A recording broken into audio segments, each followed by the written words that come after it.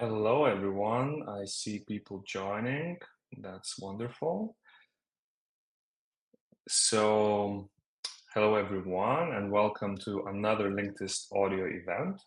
My name is Emilis, and I'm a senior project manager here at Linkedist.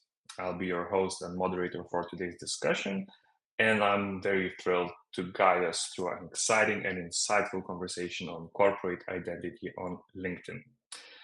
So, as we all know, in today's digital first world, your brand's identity on LinkedIn isn't just about a polished profile. It's about how companies present themselves, how they engage with their audience, and how they stand out in a crowded space. I see more and more people joining. Just to make it a bit more interactive, please send us an emoji just to let us know that you're here and actively listening and you can hear me well. Yeah, I see some emojis coming up. Wonderful. Thank you. Thank you so much. Great. So if you can hear me well and people are joining, let's give it a minute or two for more people to join. But in general, today's topic is corporate identity on LinkedIn.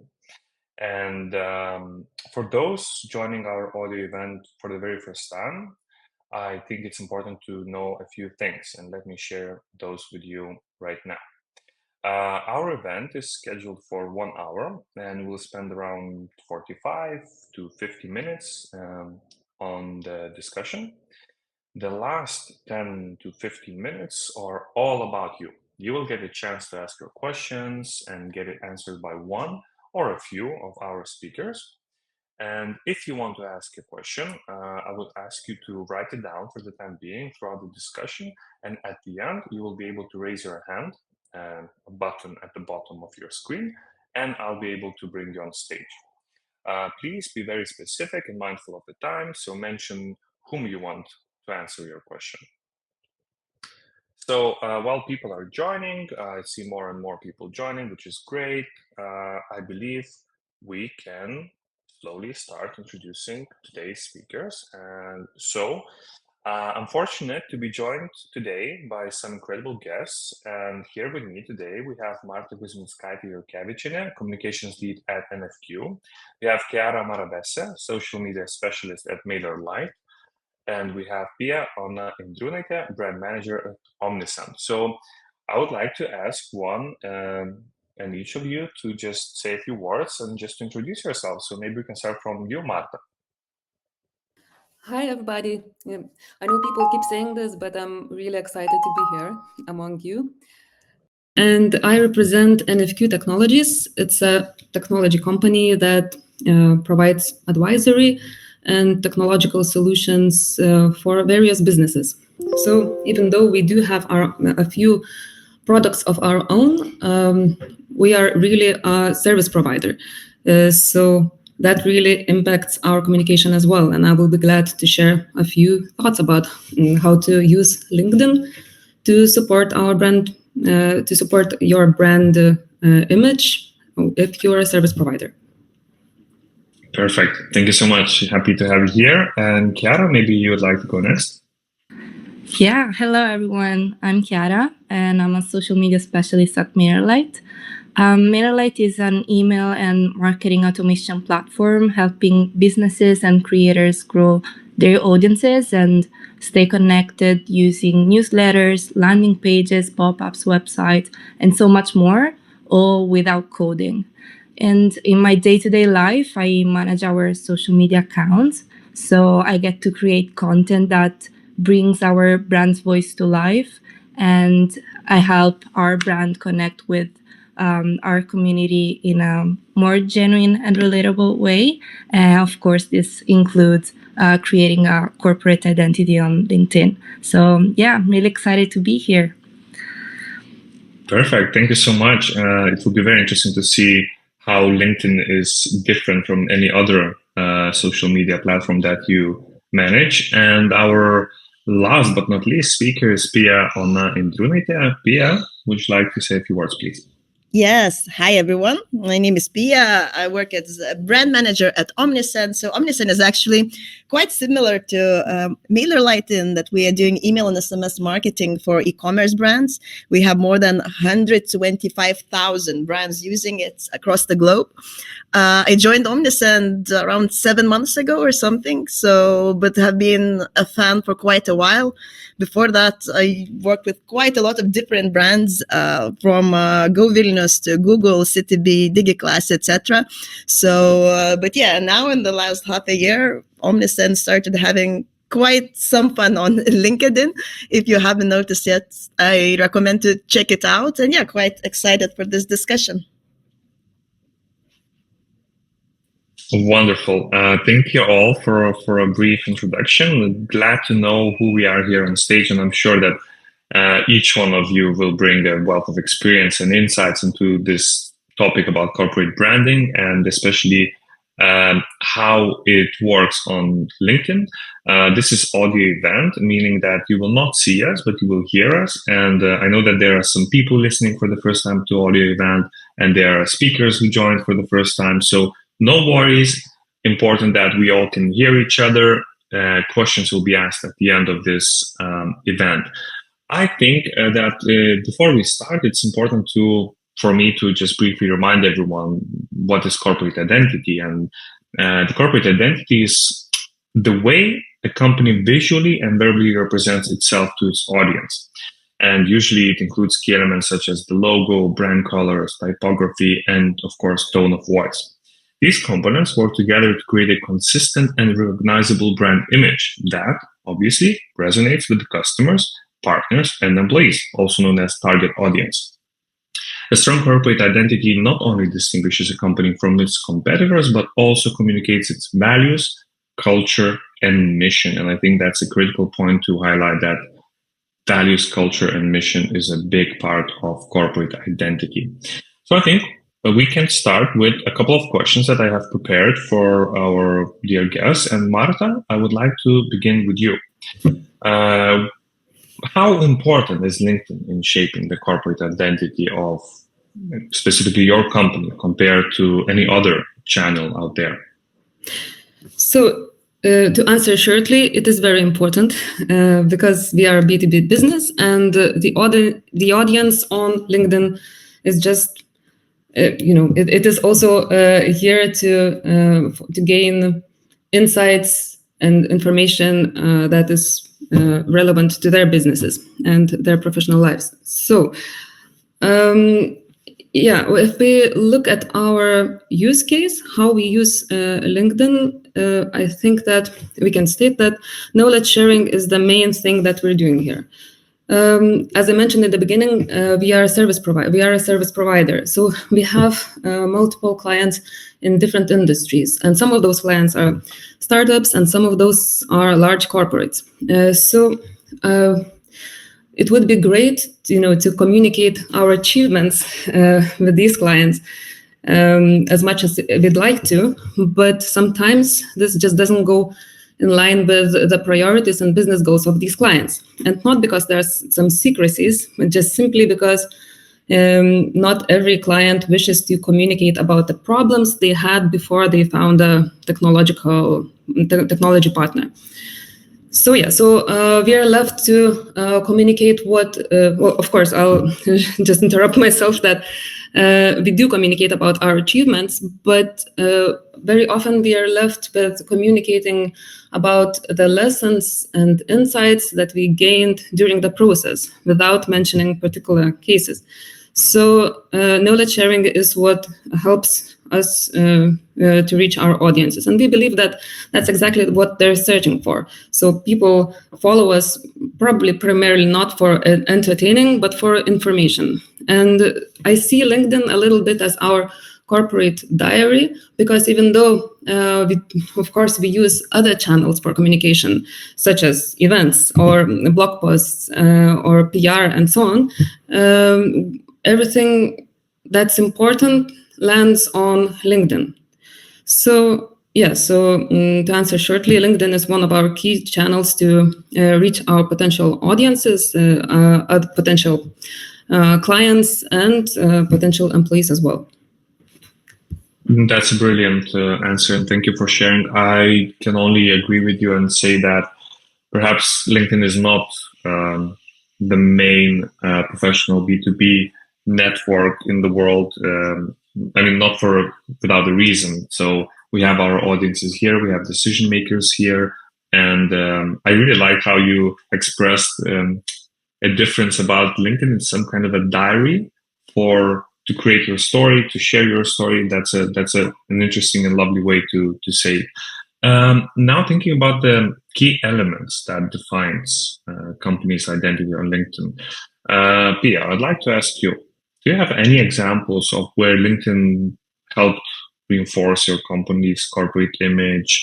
What are those key elements? What worked for you? Anything around that? Absolutely. So I think LinkedIn is like a key channel for us to create our identity, to test it, to calibrate it, because around 6 months ago, Omnisend decided to change a little bit, and LinkedIn was the key channel where we were really able to experiment and find the elements that are very authentic us, but yet still resonates to our audience. So, and when thinking about key elements, I would probably say the brand tone itself is the main kind of element that you would see the most noticeable, and we are still building it, but in a year or two will be really recognizable. So coming up with the brand tone itself, it's not some kind of magic process, or that someone comes and just decides it. It's actually quite systematic process, but once you kind of really define it and test with different situations, then the rest, the communication becomes quite easy. And for us, building this brand tone, we looked at few things. So one is the insights of the industry and corporate values that we have, right? So with the insights on email marketing, this one was quite easy. We, after long discussions, realized that email marketing is probably not the sexiest kind of marketing, right, tactic. It's never going to be too viral or etc. Social media is winning there. And we are kind of okay with that. And looking at our values, which is transparency, customer centricity, we realize that with that customer centricity, we want to understand our client. They probably don't want to hear us talking about email marketing 5 posts per week or something like this. So from this kind of logic, our brand tone was born, which is a bit humoristic, very self-aware, right? And this is how we started to think what kind of then content should be by this brand tone. Interesting. And actually, I think that experimentation that possibly we all have noticed in the recent months or so, it really connects with some of the audience. And my follow-up question to you and to everyone, to all other speakers, when coming to experimentation, how does it work? Do you have any tips and tricks with how not to cross the line, how not to be too much or too little, you know what I mean? Because do you have any tips and tricks on that? Absolutely. I can. This is one of my favorite questions, so I would love to answer first. I think that when you start with this, to get kind of out of your comfort zone, rarely person will go too big. Usually it's a scary thing when you do everything the way you know it, and then there's a bit more bold idea comes forward. It's not that easy to just get it done. So I think just start doing it step by step with nothing too bold or too dramatic, right? And start enjoying it. If you see that the results of experiment kind of are there, if you see the engagement, the organic impressions, word of mouth talking growing, that means you're going to the right direction.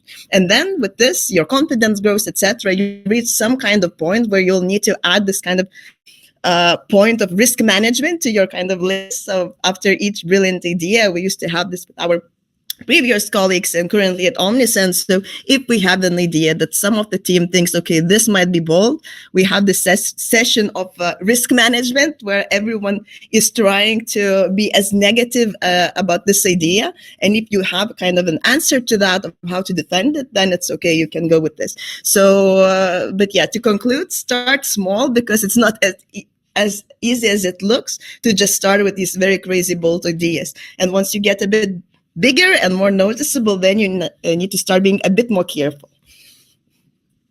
That's interesting. Yes, Marta, I see you're unmuted, please. Yeah, just before this conversation, I actually looked at the Omnisend's profile and I saw some really fun posts. And I think one of the last ones was about refreshingly boring. And I thought, oh, that connects with us as well. So just basically commenting that I do like that humor that you're trying out in your communication. In our case, we do have some objective boundaries that keep us from going a little bit too far. So that's contracts. That's one thing. Like we know how much and if we can at all communicate something about our achievements with some particular clients. Also, because we work in 8 countries, we need to be mindful of some cultural boundaries. For instance, if you're we wouldn't do it in any country at all, but for instance, photographs with where people are holding glasses with wine glasses would be would be unacceptable in Thailand or Egypt, and so we need to be mindful of that. So once we know all of our objective boundaries, we can improvise with some humor. So. Yeah, but there's also you always need to find, the balance between am I just being funny to myself, or do I actually provide any value with this post to our followers? Yeah, I really agree with what both of you said, and I just wanted to add on top of all you already mentioned that I think a key point. I mean, I'm always down for experimenting and trying new ideas because that's how your content keeps improving. But at the same time, I think the key is also to stay consistent with your core values, because I mean, as long as you keep your core values at the center of everything you do, I think you still keep that consistency, and you know what Pina was saying, that you don't go over, you don't make a step bigger than what you should do.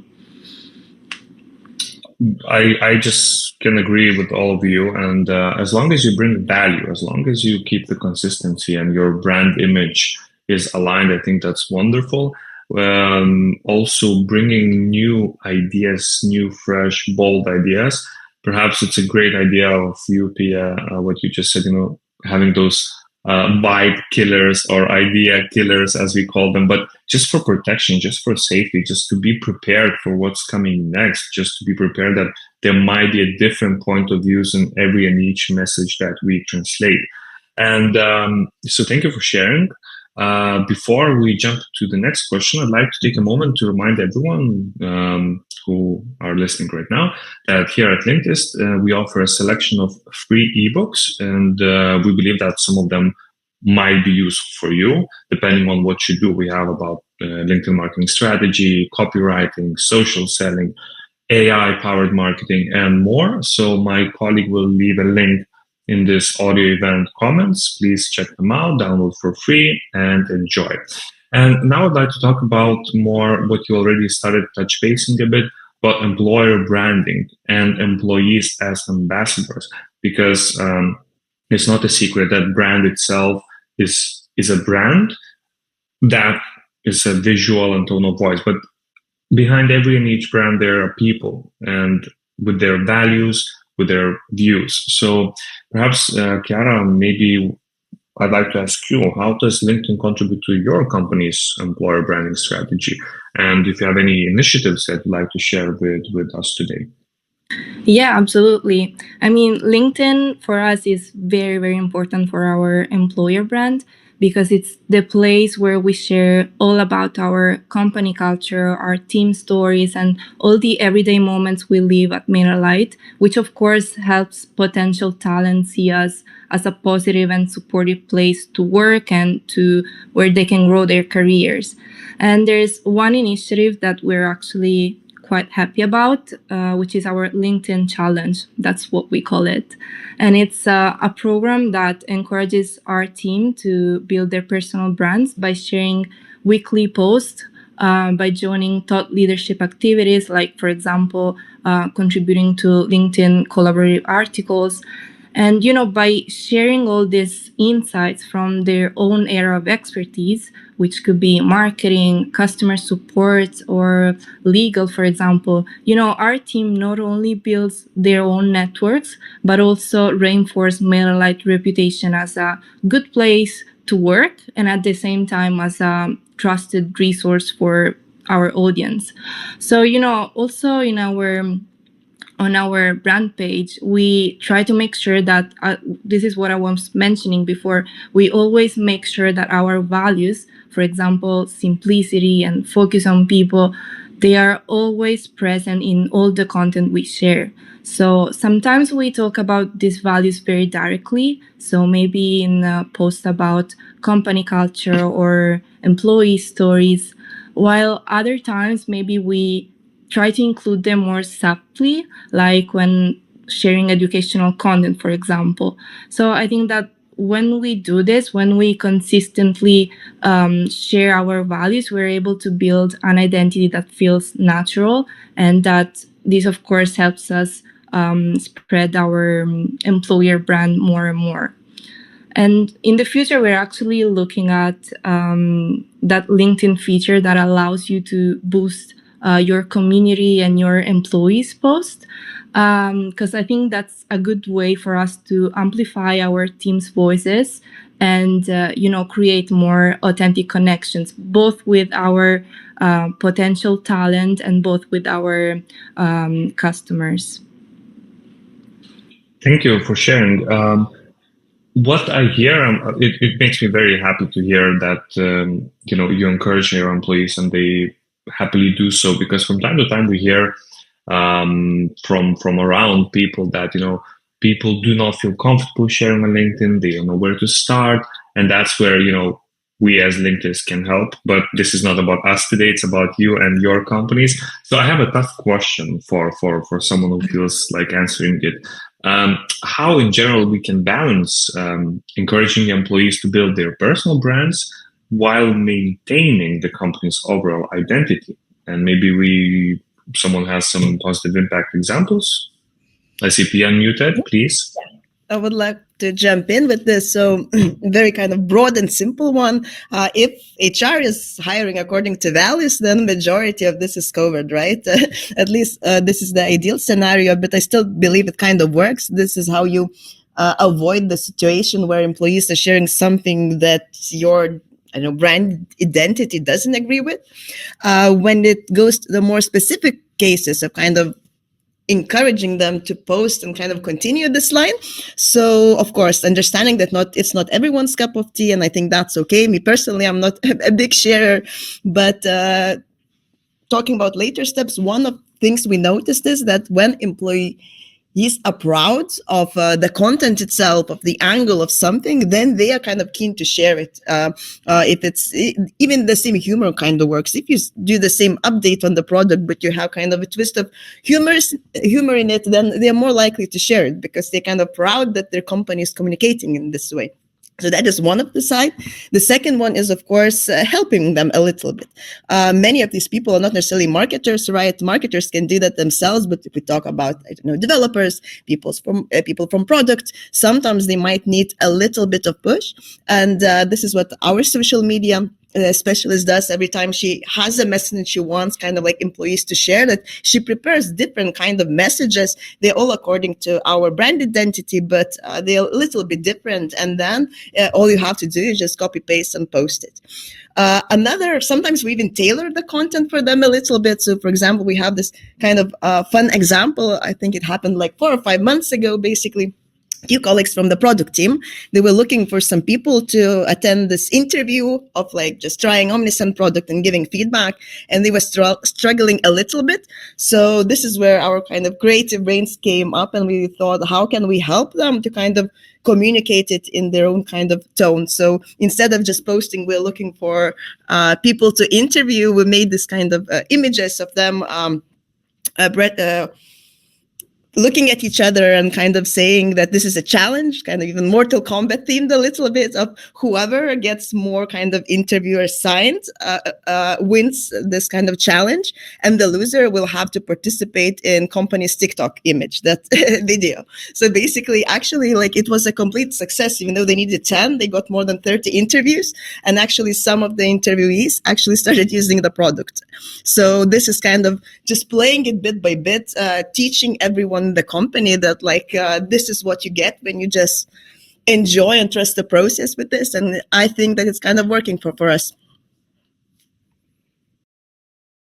It's lovely to hear that you also do challenges. In our team, we also do that, and I can only agree on the fact that there are a few ways. First, you create a challenge, you motivate people to participate, and of course, you also share some support, such as, some copies, visuals for them, just to start with something. Once the ball gets rolling, people feel the effect of sharing and how nice it feels to be there out there in the world on LinkedIn. That's really lovely. Anyone else would like to add something on this topic about employees and their involvement in corporate identity? Marta? No, I just wanted to add a quick comment that sometimes, some people tend to overthink and some people tend to oversimplify this process. And for example, sometimes it takes such long time to convince those who really have a lot to say to start saying it with all the support that there is available, and some other people just do it quickly without stopping for a moment. I just find it curious and interesting how much our communication style differs.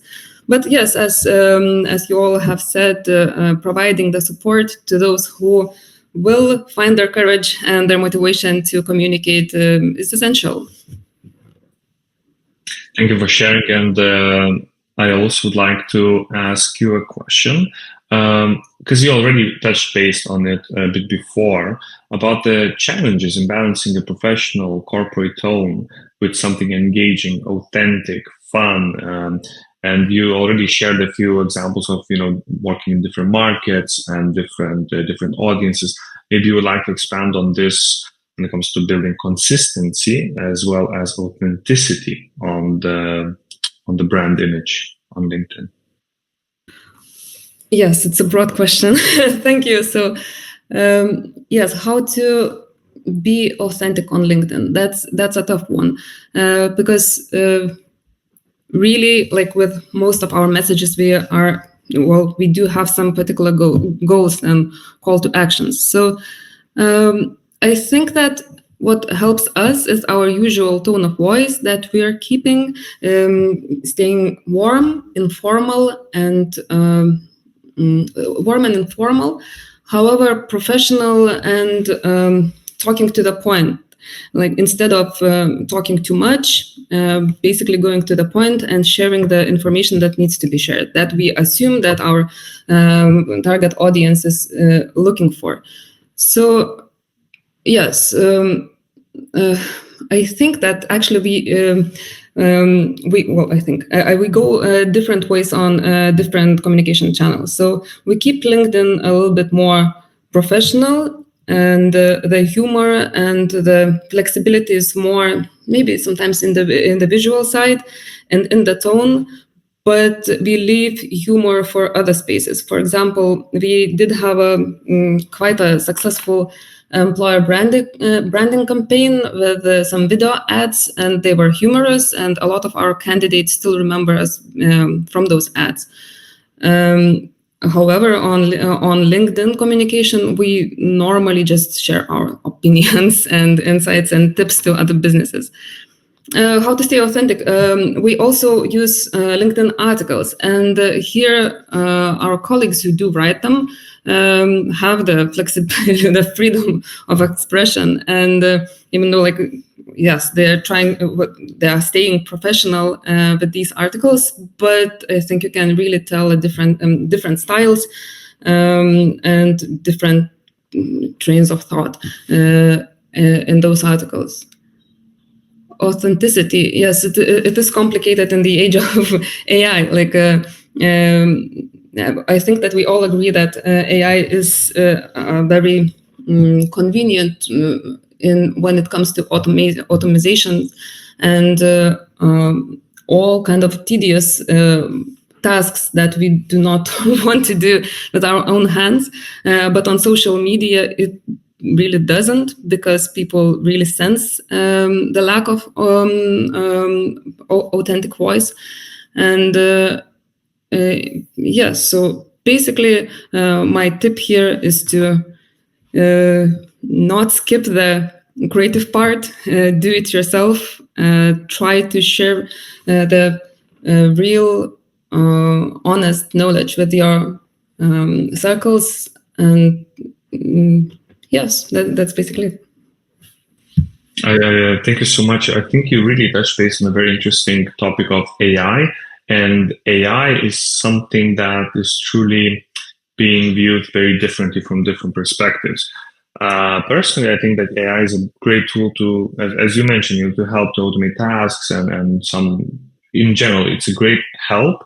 However, I remember I was listening to another audio event a couple of weeks ago, and the concern here is that more and more people and companies start using AI and just copy pasting it, and then we have loads of content created by AI, and that's another challenge. How we as communicators, brand managers, communication leads, anyone working in marketing, how to make our voice heard in that ever-growing sea of thoughts and messages.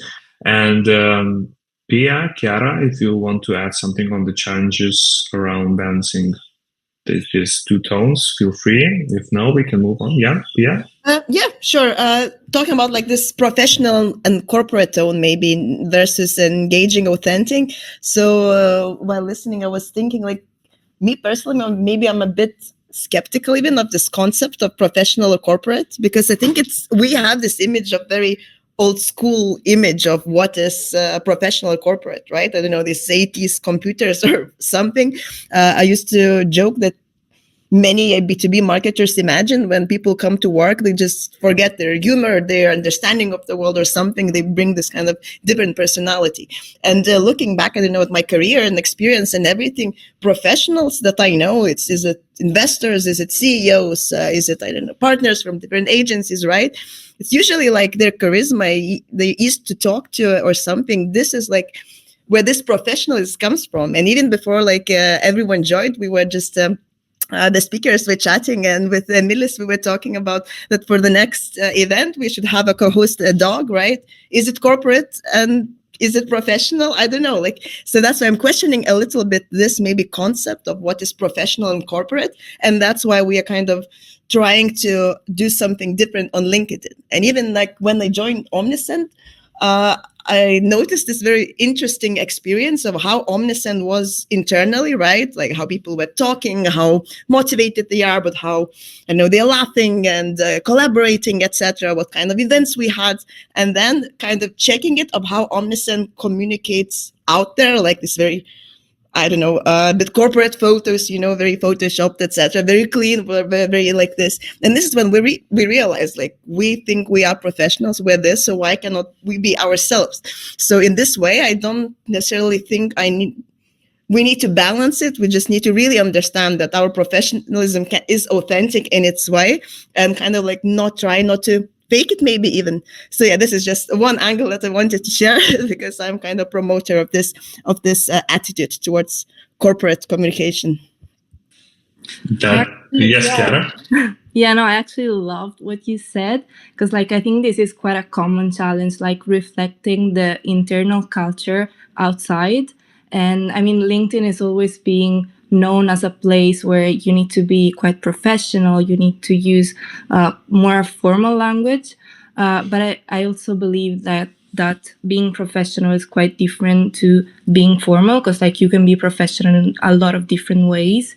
And I also see how this is kind of shifting recently. So like I see a lot of brands and creators on LinkedIn being more authentic and being less formal. And this is also what we are also trying to do. So we're trying to focus on sharing more real and human-centered stories and trying to frame also our educational content in a way that feels more approachable. So we keep our brand voice more friendly and down to earth. So, to create a more meaningful connection with our audience. I do agree with both of you. And yes, it actually makes me glad to hear that kind of approach. And yes, having more humor on LinkedIn makes LinkedIn a nicer space to be. I just remembered, almost as a joke, there was a Airways company called BMI Baby, a very playful brand. And I remember sitting in the plane and seeing that those words written on the pilot's cabin, and it said "Groovy Baby." And I remember thinking to myself that I do not want my pilot to be groovy. I want them to be rather dull and go to sleep at 9 o'clock in the evening. So sometimes, it's when it comes to communication, to our corporate communication, it's also a little bit like that. Like if we support companies in their to solve their security issues, like cybersecurity, if we present ourselves as a technology partner, someone who is really reliable and so on. Like we need to be mindful about what we joke about and how we do it. So I'll just repeat myself that the light tone, approachable image, being accessible, available, nice and human is very important. It's just that when it comes to humor, especially really funny humor, then probably some boundaries need to be taken into account. Very well said. I'm just sitting here nodding and thinking, yes, I agree with all of you. And simply saying, yes, every brand, there are people behind every and each brand. And it's very naturally beautiful to show those people and show their values, because values, as Pia recently just shared, usually HR takes care of managing people of joining the company and their values, fit the company values, and express their point of view on one or another topic. And it all boils down to the topic that you work in. And obviously, if you're a dentist, you probably won't joke about something. You have to be careful there, right? I mean, that's the message we want to say. It's good to be you. It's good to be fun, but there's always have to be a line which you should not cross. Otherwise, another department will jump in, crisis management, which corporates usually have. Now, before we move on to best practices from your side, I would like to remind our people and invite everyone to subscribe to our monthly newsletter. We always make sure to pack it with LinkedIn tips, insights, and updates on our upcoming events, most of which are free.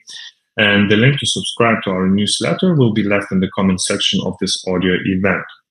We're coming to an end of this event. Thank you for staying with us. Please keep your questions, write them down, because there will be 10 minutes at the end for those questions to be asked and answered. But a couple of last questions. Chiara, maybe I can ask you, what content strategies have you found most effective for growing your corporate presence on LinkedIn? Yeah, our best content strategies focus a lot on, as I mentioned before, like building genuine connections and providing value. In fact, educational content is like our main pillar on all social media platforms. And since our entire brand ecosystem is like interconnected, every piece of content we share always ties back to who we are and what we stand for. So this means that if someone comes across MailerLite on LinkedIn and then visits our website, they'll probably see the same values reflected. And there are a couple of strategies we use on LinkedIn and that work quite good for us, which are like customer success stories. So we show how clients use our tools. Thought leadership. So as I mentioned, like educational content is at the center of our content. So we love sharing insights, industry trends, because of course this helps us position as a trusted resource. Also employee engagement.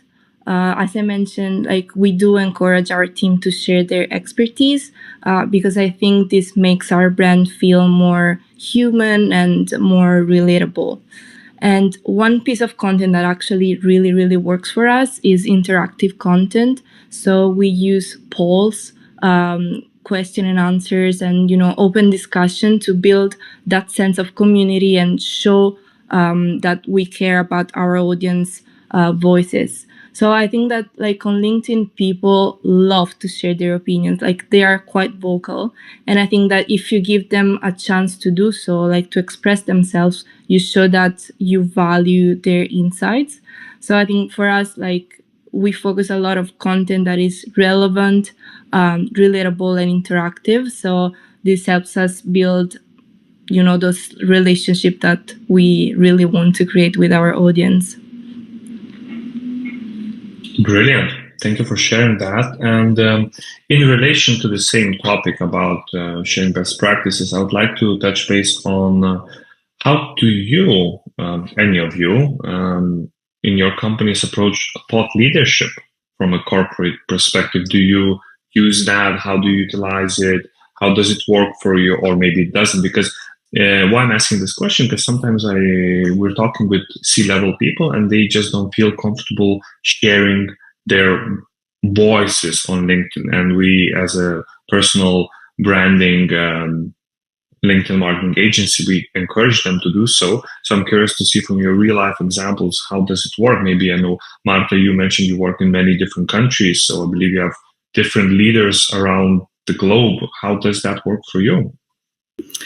Yes, certainly it's important for NFQ because we work in 8 countries, and these countries have different leaders, as you said, and they know the best what works in their exact markets. So they know how to speak when they enter,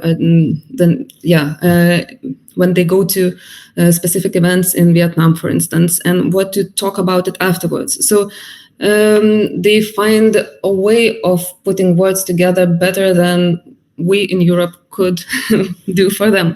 So yes, encouragement to speak to your audiences in the way that you feel and know is the best is very important. But the daily basis is like the work on the daily basis is simple. It's finding what can we talk about, what do we actually know.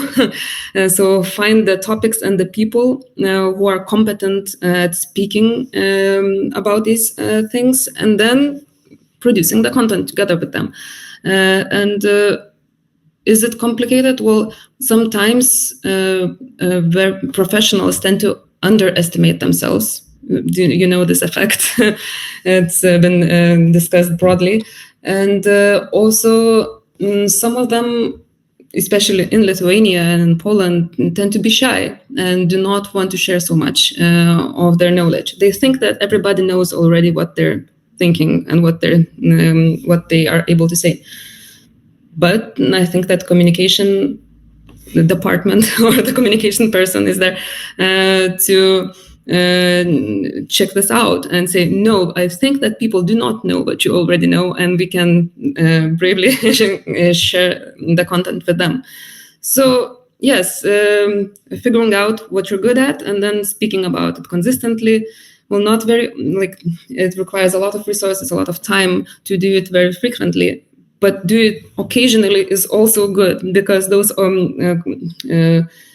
instances, if they're done with quality, can lead to more connections, invitations to speak at conferences, and to numerous opportunities. Very well said, and I agree with you 100%. I am also aware of time, and even though I have 20,000 more questions for you and the audience listening, I know that we have to wrap up here if we still want to have some time for questions and answers. So my last question for today would be about trends, about what's coming next for us in the coming years. You, as people who work with corporate identity on LinkedIn on a daily basis, perhaps already see something changing, sense something that you'd like our listeners to take away from this event and say, okay, let me read more about that, or let me research something, or let me start implementing something from, let's say, tomorrow. So if one of you or each one of you can share a few sentences on the topic, and I see Pia already unmuted, so please go ahead. Yeah, sure. Maybe from my side, not very specific tactical one, but just like these ideas. I actually think in LinkedIn, the quality of content might increase.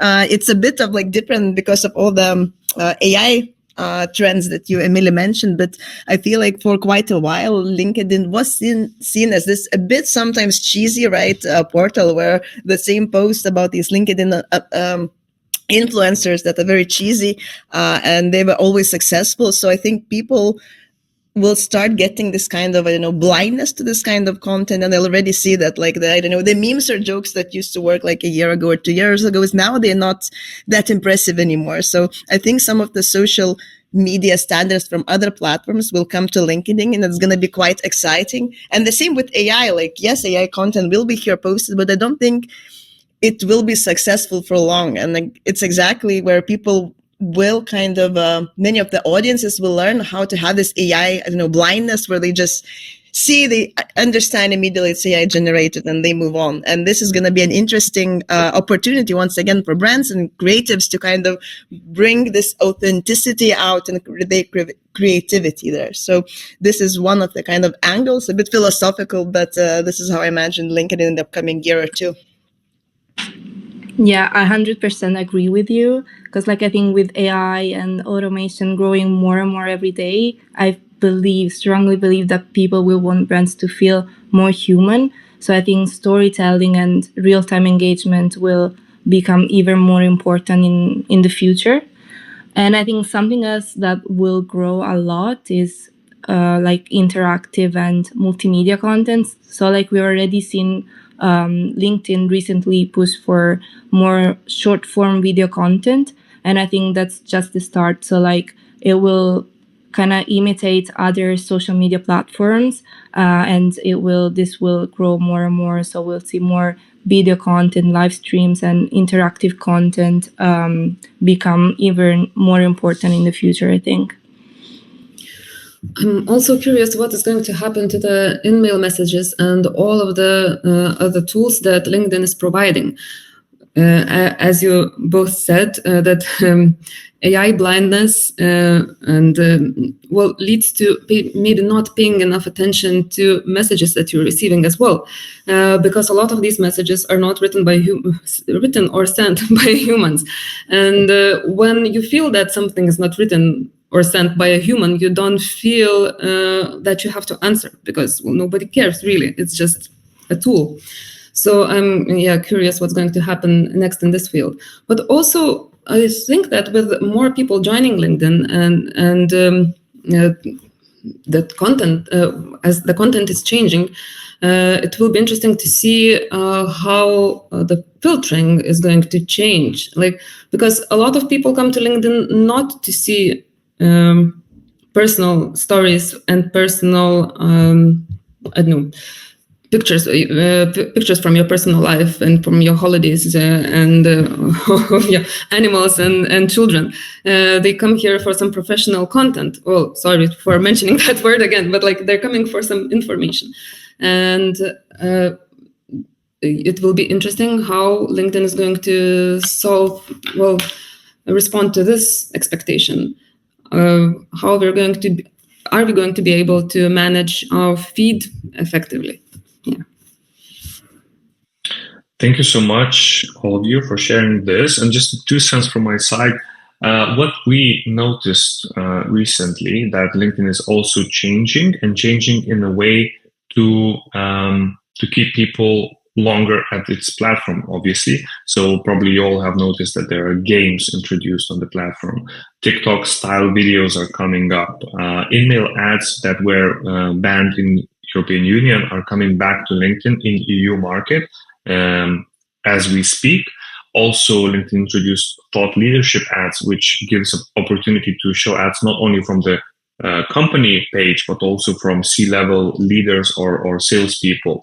More and more AI tools, and the latest one, which has been introduced recently and will be rolled out at the end of next year, is AI assistant for recruiters on the platform. So there are more and more different new things on the platform, and I'm also very curious to see how brands will catch up on this when the wave, because the wave is growing, right? And the question is when your brand identity will take something out of it and use it for its own purpose to speak with their own target audience. And I see the time, 10 minutes, as I promised. Now it's the time to raise your hands. And before we jump into questions, I'd like to share a useful blog post that we recently published. It's called How to Build a Strong Corporate Identity on LinkedIn. And it's packed with practical examples and step-by-step guides. So you'll find the link in this audio event in the comment section. Make sure to check it out. And now it's the time for questions from the audience. So if anyone has any questions, if you don't have, I have 20,000 more, but it's your chance and opportunity to ask questions directly to one of our speakers. Now it's the right time. It's always that first person who is the most scared asks the question, and then the rest will follow. So who will be the brave one today? Audra. Yes. Audra, welcome on stage. Hello, can you hear us? Audra? You have to unmute yourself and you'll be able to ask a question. Hi, everyone. Thank you. My first time here. It's a great session.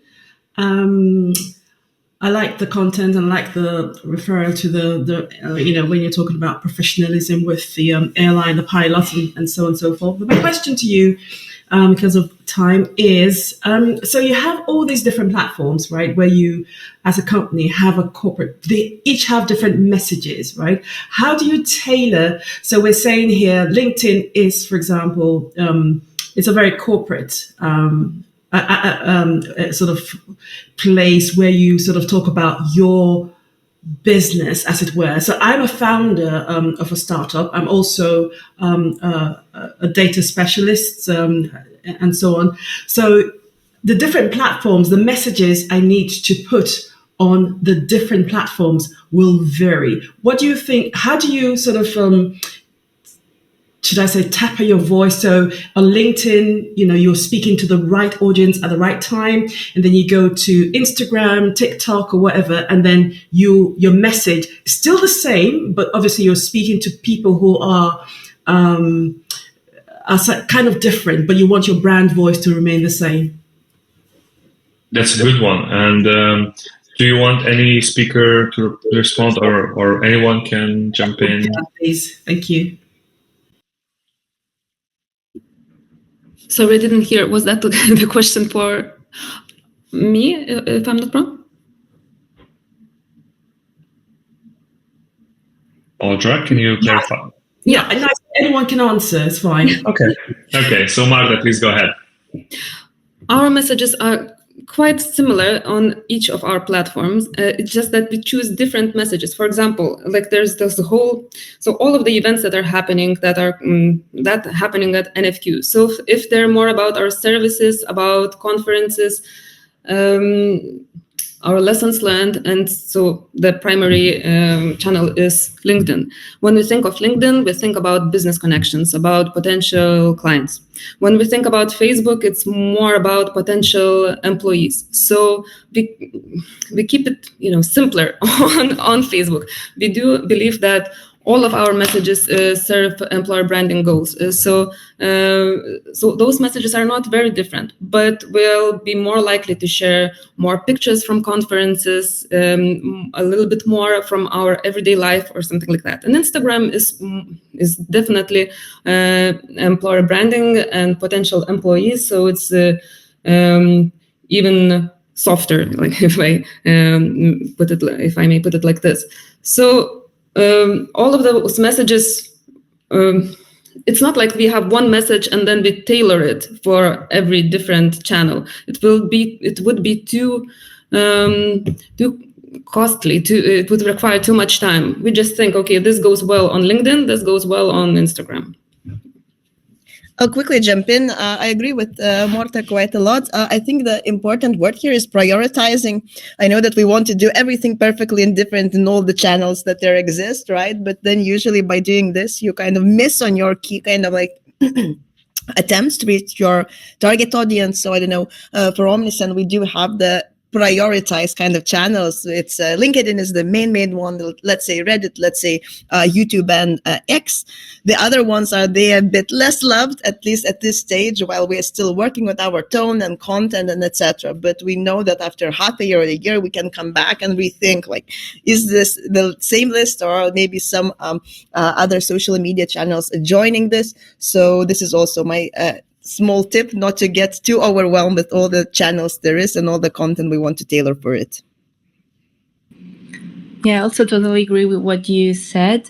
And I also think like it always comes down to analytics as well. So when you're just starting out, I think there's a lot of experimenting to do. So try different things out on different channels, see what resonates most with the audience on that specific channel, and then you'll know how to tailor your message according to the platform you're sharing to.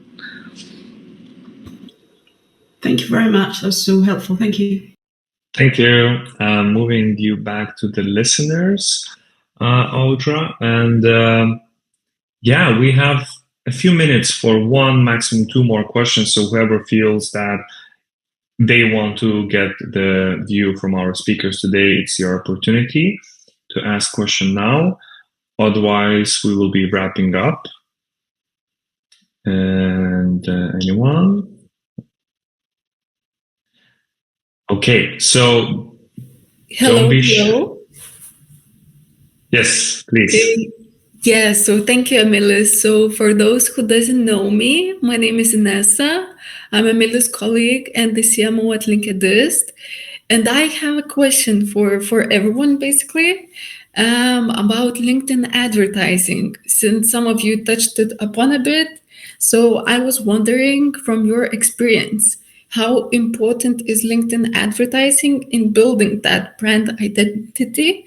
And do you incorporate it into your company strategy? And if so, maybe you can share, if you remember, of course, some of the most effective examples of the campaigns that you have tried in the past. So this is more or less for everyone who could share. Okay, so advertising on LinkedIn. I'm looking at, yes, Pia, go ahead. We're definitely doing that. I think I'm maybe not the best person to answer in detail the results, but the fact that we are still doing it till now, that's definitely working for us. And another part that we started experimenting quite recently, and we are really excited about, is what Emilis already mentioned a little bit. Is boosting the not corporate posts, but boosting like employees' posts and even like our partners' posts. And this is a very interesting and exciting, because then the quite organic and not very Etsy looking content can be promoted to target audience. So this is kind of the it thing and the it experiment for us this month. We don't have results, but we have big hopes and expectations for this. Oh, incredible. I will need to try to do that as well. So it's also, I'm not not a marketing person, so I'm not the best person to answer the question, but we definitely use it. And it brings us leads and people into our events. So I'm happy with the results. Okay. Thank you so much. I think it's about time to wrap up the event so we can finish on time and nobody needs to stay longer at their workplace or wherever they are seated and listening to us.